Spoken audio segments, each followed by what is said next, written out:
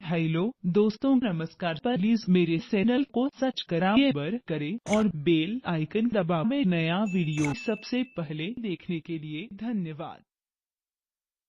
Please video लाइक करो और comment box में जरूर लिखें और वीडियो शेयर भी करें।